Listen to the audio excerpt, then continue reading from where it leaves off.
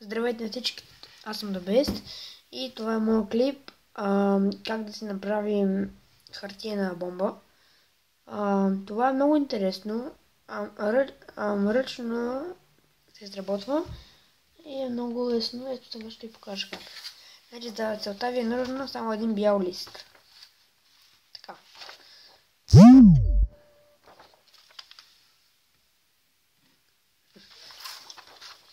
Така, започвам.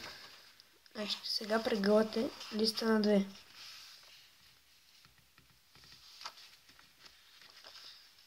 Прегъвате го на две равни или горе-долу да ги докажете равни. Ето както и на мен. Така.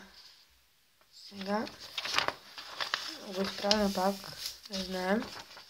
И сега, като тук където сме го прегънали, прегъваме другата част. Ето така.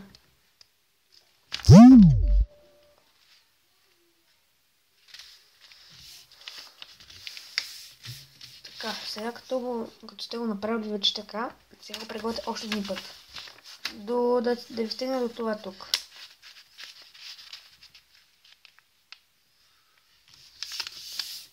Ето така става. Сега прегъвате още два пъти и става ето така.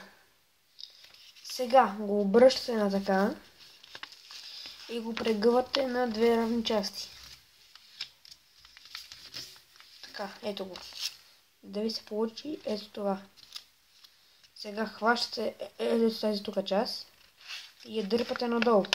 Слагате така се получи колкото малко триъгълниче. Значи номер ред това тук отворите, да не ги пипате и да не ги сгъвате. Хващате го ето тук отдолу. Ето. Това беше всичко от мен, как да си направите.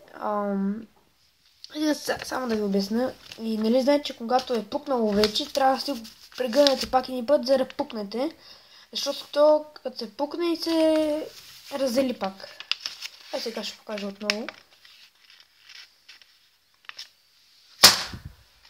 Това беше всичко от мен. Надявам се ви е харесало. Ако ви е харесало, цъкнете лайк. Ако искате да гледате още много забавни клипчета, цъкнете subscribe. От мен довиждане.